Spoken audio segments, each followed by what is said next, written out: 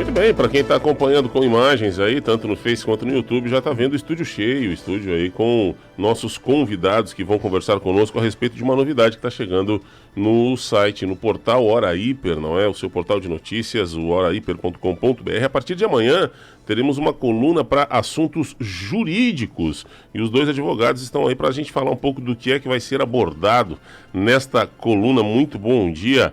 Vitor Poeta, o nome, rapaz, o cara com um nome desses tem que ser advogado, escritor, alguma coisa por aí, né? Bom dia, bem-vindo aqui à Hora Hiper. Veja só, bom dia pessoal, bom dia a todos os ouvintes.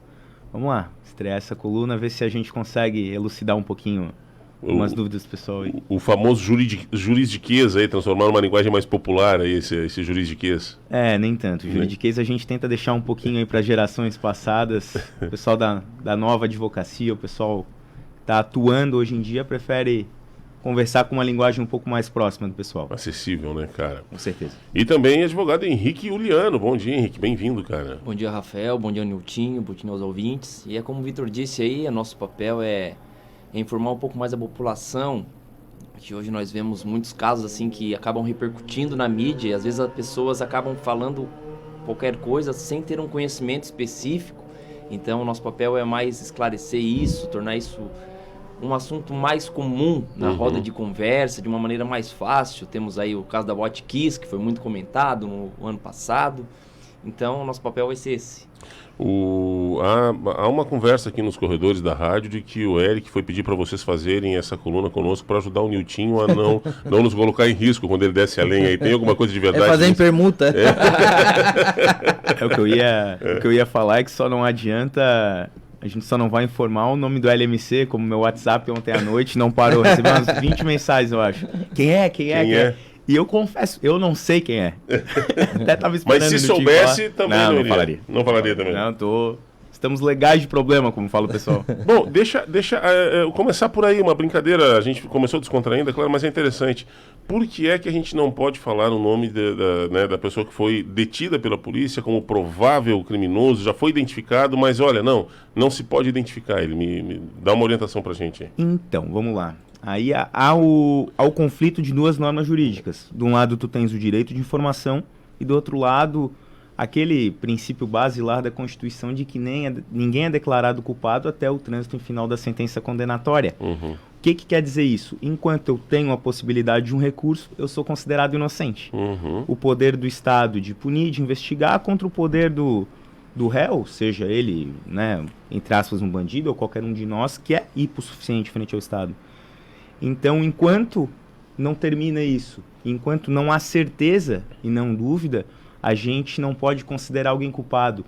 E, de fato, a gente começar a jogar, ventilar o nome do cara, na rádio, na televisão, e principalmente com imagem na TV, acaba maculando um pouco a imagem dele. Então, não que não possa, mas a probabilidade de a gente enfrentar alguns problemas judiciais depois, elas podem acontecer. Eu acho que o Henrique pode... Os próprios policiais, né? Hoje a gente, com a facilidade da tecnologia, eu sigo alguns canais aí, perfis, TikTok, Instagram, e os caras hoje eles têm, com acesso de câmeras, etc, eles acabam fazendo algumas atuações, mostrando, né, como é que funciona, e eles acabam deixando a imagem deles ali meio embaçada, porque os próprios policiais podem ter algum tipo de complicação, mesmo que seja uma prisão em flagrante, né, o Henrique? E exatamente isso. É que assim, hoje a nossa sociedade, ela tá invertendo valores, né? Ninguém quer saber o final da história. Todo mundo já quer condenar sem saber o começo, meio e o fim. O que acontece quando a gente acaba expondo o nome dessas pessoas? No fim do processo, vamos supor que acaba a pessoa sendo absolvida. Essa pessoa já ficou com o nome sujo e há crimes hoje em que as pessoas, por exemplo, há crimes graves como o estupro, por exemplo, que às vezes as pessoas já condenam antes mesmo de saber dos fatos. Então, temos aquele famoso caso do Neymar. A menina falou que houve toda aquela situação de estupro e agressão. E se ele não tivesse filmado, o que ele já teria perdido de patrocínio na época dos fatos? Porque, querendo ou não, a acusação de estupro é uma acusação muito grave. E além de ser um crime também muito grave. Então, assim, é algo que macula muito a imagem da pessoa. E depois, para reverter isso, olha... E foge completamente de Um crime que tu vai dizer que o cara tava, né, empolgado, fez uma bobagem, bateu o carro na saída... Não, tu tá falando de um estupro, tá falando de um crime muito pesado contra a vida, foge da questão do jogador, seja quem for, assim, que a fama possa proteger, né, não tem essa... Isso, é por isso que é sempre bom, inclusive hoje os procedimentos da polícia, eles estão inclusive, temos lá o nosso sistema judicial lá que controlamos os processos, que é o EPROC, que hoje mesmo a polícia põe em segredo de justiça os inquéritos policiais. Antigamente nós tínhamos acesso, conseguíamos, nós como advogados, tínhamos cadastro, botávamos o nome do acusado e nós tínhamos acesso tanto à ação penal quanto ao inquérito, né, quanto à fase de investigação. Hoje em dia... Não tem mais. 90%, 95% dos inquéritos que estão ativos estão todos em segredo de justiça. Ou seja, só tem acesso delegado, promotor, o advogado da parte, a parte com a senha, e o promotor e o juiz. Mas por que eu provoquei esse assunto? Porque hoje nós, trabalhadores, né, da informação, enfim, a gente é muito acusado de proteger bandido, né? O pessoal diz, se protege bandido. Porque mesmo quando o caso é em flagrante, por exemplo, né, o cara foi preso em flagrante, muita gente na mídia trata o cara como suspeito, né? O suspeito foi encaminhado, o cara foi preso em flagrante, tá, mas no flagrante não há a constatação, há o risco de eu sofrer algum tipo de ação se eu falar que, olha, não, o assaltante foi preso e não o suspeito? Porque ele ainda não foi condenado. Mas não que esteja errado, porque de fato se ele estava cometendo uma conduta, praticou esse verbo, ele está fazendo, pode ser chamado dessa maneira. Porém, quem vai dizer isso é no final do processo juiz. A gente está antecipando uma condenação. Sim. Então lá na frente, ou nem lá na frente, pode se complicar até antes. Mas lá na frente, porventura, se o cara é considerado inocente até por um erro judicial, e acontece muito, vocês não têm noção, porque esse é nosso trabalho, a gente lida diretamente com isso, claro. A gente procura e enxerga muito erro. Aí por um erro de um infeliz que não vislumbrou o procedimento, a regra do jogo da maneira correta, lá na frente pode... Pode ser anulado esse processo. Pode ser anulado. Não que ele seja inocentado, que é o que a gente tem visto ultimamente, né? Não é inocentado, mas o processo é anulado e ele é liberado, é isso? Mais ou menos. Mais ou menos. Coloquialmente falando, sim. Mas, dependendo do caso, se o processo é anulado, entre aspas, ele vai ser considerado inocente. Mas por que essa... Eu não sei, ponto de vista sob o ponto de vista jurídico, né, dos advogados, existe um aumento na falta de confiança das pessoas na justiça, né? Isso tem sido muito frequente, a gente vê que às vezes a justiça é muito célere para alguns assuntos, é muito demorada para outros, principalmente naqueles que envolvem crime do colarinho branco, né? Que envolvem poderosos, grandes envolvidos. Na opinião de vocês, existe uma falha na Constituição, existe uma falha na interpretação? Por que esse aumento da falta de confiança das pessoas na justiça? Bom, é que primeiramente é que as pessoas acabam, querendo ou não, elas, como eu disse, né, elas não olham todo o processo, elas geralmente olham o que está na mídia. Então, por exemplo, se lá na mídia, por exemplo, a STF deu uma decisão de que determinado juiz foi parcial para determinado julgamento, né, para não dizer nome, dar nome aos bois. Sim. As pessoas acabam assim, porque essa justiça não presta, porque é isso, porque é aquilo. Então, assim, as pessoas, elas acabam não buscando se informar o porquê daquilo. Ontem mesmo nós tivemos um incidente, naquele caso do júri do menino Henry, lá no Rio de Janeiro, que a juíza, ela perdeu completamente o controle sobre a audiência, mandando o advogado se sentar e em outra situação mandou o advogado tomar Rivotril. A gente tem que entender que, assim, não há hierarquia entre promotoria, juiz e advogado. Todos estão no mesmo patamar. E outra coisa, juiz não pode ser maior que a lei. Se existe uma lei federal falando que advogado pode ficar em pé ou sentado, a depender da vontade dele, ela não tem que mandar sentar e dizer que aquilo é pulso firme ou que ela está conduzindo o ato. Então é por situações como essa, que às vezes deixam pontas soltas, que o nosso papel de procurar as nulidades e atos inadequados, que a gente acaba pedindo anulação de um processo, acaba recorrendo e um processo pode prescrever. Sim. Foi o que aconteceu. Temos o caso do ex-presidente Lula, que foi, chegou até o STF, foi declarado que o juiz Sérgio Moro era parcial, além de incompetente. Não incompetente, ele era uma pessoa incompetente, mas a vara, o juiz que julgou, não era o adequado para julgar e anulou o processo. Quando voltou, a maioria dos crimes já estavam prescritos. Então é por situações como essa que às vezes a população em um senso comum não entende como funciona e acaba dizendo que a justiça e até mesmo os advogados, né, são podres, e advogado só defende Sim. bandido. E assim, ninguém quer precisar de um advogado, mas quando precisa, vai correndo procurar. É igual a médico. Né? A nossa profissão é essa. Claro que A diferença é que o advogado, por conta de justamente todo mundo ter direito a um advogado, seja o bom ou seja o mal, a pessoa boa ou a pessoa mal, quer dizer, né? Acaba que cai muito nessa coisa. Advogado por dinheiro faz tudo, né? Por dinheiro faz tudo. E o cara fica como se faz piada com o advogado. Um bom advogado não, advogado bom não tem. Os caras fazem uma série de piadas por conta disso, que todo mundo tem direito à assistência jurídica. Inclusive é ilegal se não tiver, né, cara? Sim, a minha família, minha mãe sempre pergunta, a cada 2, 3 meses ela pergunta, tá, mas se eu chegar lá e matar alguém e eu não quiser que ninguém me defenda, assim, não, mãe, tu pode não querer. É obrigatório. Mas é obrigatório ter um advogado na tua defesa. Não, mas eu não quero. Não, mãe, não tem problema. Mas vai ter alguém lá, pelo menos com uma OAB, vai dizer assim, não quero fazer perguntas, condenem minha cliente, mas tu tens que ter um advogado lá te assistindo. Ou a própria defensoria, né? Ou a própria defensoria. Tem os bem mais velhos que tem até uma certa repulsa de advogado, né? Eu lembro lá da época da minha bisavó, tal, convivi bastante. Minha filha nunca casa com advogado. Existia uma certa repulsa ao trabalho dos advogados, talvez por isso. Mas essa questão de suspeição, é complicado porque tratando de STF em si, né? A gente, o Moro é incompetente para julgar aquele processo?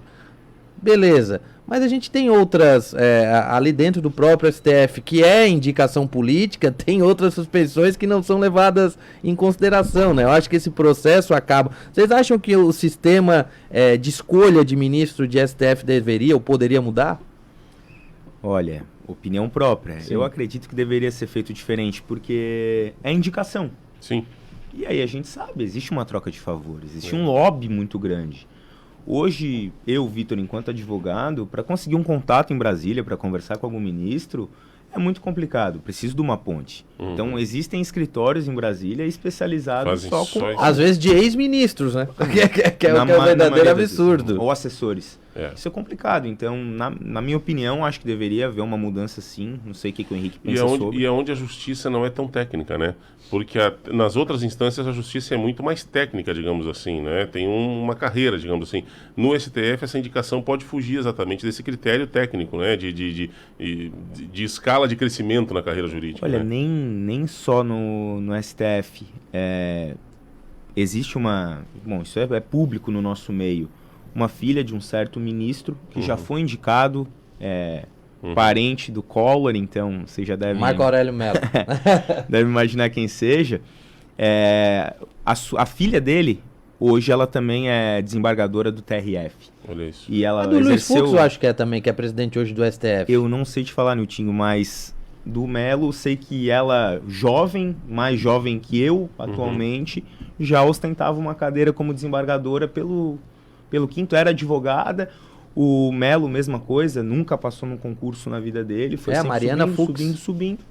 Então, não só lá, mas principalmente lá. E aí é uma teia de aranha, né? Vai puxando. Tem a própria... O Gilmar Mendes tem um instituto dele em Portugal, né? Sim. Ele promove alguns eventos, nada contra, até não vejo problema em ter. Agora, ele está julgando processos de bancos gigantes do Brasil, como o do Bradesco, e esse banco... dá patrocínio a esses eventos dele, quer dizer, tem um conflito gritante de interesse e nada é feito. É Mariana Fux, ela foi nomeada desembargadora também, a filha do Luiz Fux. Mesmo caminho. É mérito, né? Mesmo caminho. Mérito. É a meritocracia brasileira. Bom, a gente vai vendo essas coisas assim. Bom, agora vamos falar sobre... Deixa eu fazer uma pergunta sobre um caso, não sei se vocês acompanharam, um caso que tomou uma certa repercussão mundial, o caso do Johnny Depp. Johnny Depp, o nosso pirata do Caribe, Eduardo Mãos de Tesoura. Qual é a visão jurídica de vocês sobre o fato ali? Também teve esse negócio da mídia pegar no pé do cara e no final a coisa não era bem assim? Ainda bem que a coluna de vocês é escrita, que se fosse para bater papo aqui, já entrou até direito internacional aqui. Um ponto que tem que ser levantado é que o nosso direito... ele não conversa com o direito de lá. Né? Exatamente, ele segue um rito, vamos dizer assim, civil law. E as pessoas podem não acreditar, mas é um direito assim muito mais técnico no sentido jurídico da palavra, no sentido de artigos e lei. Lá eles seguem mais o common law, que é mais uma questão de costumes. Geralmente a gente vê em filme, né?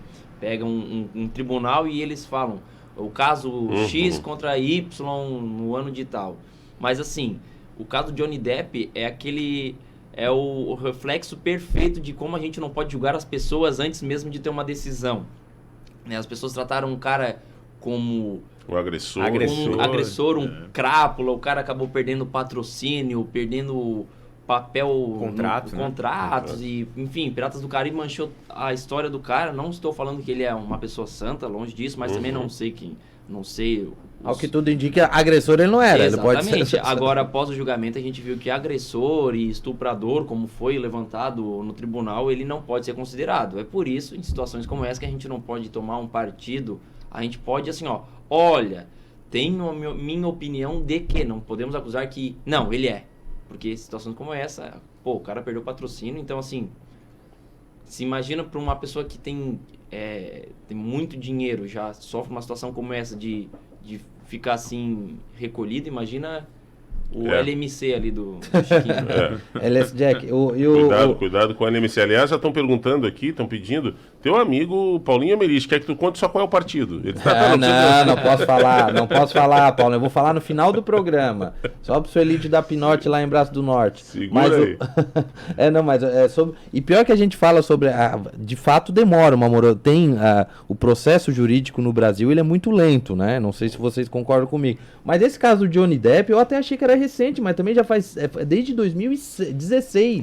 Né? Então, quer dizer, a justiça lá fora não é tão célere como a gente imagina que não. É porque houve a primeira parte do processo e aí depois houve agora a segunda parte, que é ele entrando contra ela, né? Primeiro ele foi acusado, ele perdeu um monte de coisa, aí depois ele entrou pra provar que era inocente. Mas assim. 6 anos, cara, é bastante, né? Bastante tempo. Bom, gente, são 7:50 da manhã dessa terça-feira, vamos falar sobre a coluna que estreia amanhã. Como é que vem a primeira coluna e qual a preocupação de vocês aí em abordar esses temas no Portal Hora Hiper? Bom, essa primeira coluna a gente deixa sob os auspícios do meu amigo associado Henrique. Começou a se exibir. Vamos dar um Google aqui. Não, sobre ele quem fica responsável. Então vou deixar ele falar um pouquinho mais, mas acredito seja uma apresentação mesmo, algo mais introdutório. De fato, nossa primeira postagem na coluna vai ser mais uma história do escritório, contar um pouquinho da história do Vitor, enfim, o Vitor é mestre, especialista, eu sou recém-formado agora, né, tenho nem 6 meses de advocacia, mas, enfim, estou me especializando em advocacia criminal e vai ser mais uma história do escritório. Tem eu, além de mim, do Vitor, tem o Fabiano, outro advogado lá, tem o pai do Vitor lá também, o seu Renato, né, ex-delegado. Então vai ser mais uma história do escritório, contar um pouquinho da história de cada um, o que faz lá no escritório e, consequentemente, vamos trazer algumas postagens de relevância, assim, que acabam surgindo na cabeça do povo uma dúvida, assim, ou tratar de alguns casos famosos, como, por exemplo, do Johnny Depp. Sim. Enfim, acho que... até nós, quando nós sempre temos dúvidas aqui, agora nós temos um escritório para chamar, para solucionar aí tirar as nossas dúvidas em relação ao mundo jurídico, né? O pessoal vou te provocar, eu já recebi 2 aqui, pergunta para ele se pode chamar traficante vagabundo. Imagina por que ele está perguntando isso. Só que faltava, né? Quem é que faz isso? Duvido. Não, mas não dá nome, pô, a gente não dá nome para poder chamar de vagabundo. O Julian já está dizendo aqui, o Julian e outros ouvintes, processo jurídico só é célere para tentar condenar o Bolsonaro no STF, pessoal bolsonarista aí tá pé da vida com a turma do STF. Gente, tem que agradecer muito a vocês, obrigado pela confiança, obrigado por terem escolhido a Hiper, né, cara, para fazer isso. É uma ferramenta importantíssima. Eu tenho certeza que nós vamos receber muitos questionamentos para repassar para vocês e queremos interagir com vocês também aqui na rádio, porque é um tema... sem falar nas histórias nós não vamos ter tempo agora, mas enfim, histórias de advogados antigos, né? Eu lembro quando eu estava estudando, Nilton, jornalismo lá na Unisc, em Santa Cruz do Sul, a gente fez uma pesquisa com algumas... Não eram anedotas, não é isso, mas histórias que viraram folclóricas, assim, e aí o Lia Pires, um grande criminalista do Rio Grande do Sul, tinha histórias da época que se podia fumar em tribunal, então ele chamava a atenção do júri pro cigarro dele para distrair enquanto o promotor estava... Enfim, são histórias que são contadas, assim, e eu gostaria muito de trazer isso também, algumas coisas pitorescas aí dos tribunais. Mas sejam bem-vindos aí, especialmente ao Portal Hora Hiper, obrigado pela escolha de estarem conosco e voltem aqui no estúdio com mais frequência para conversar com a gente aí. Pode deixar. Mais uma vez, obrigado aí, Hiper. Obrigado ao espaço.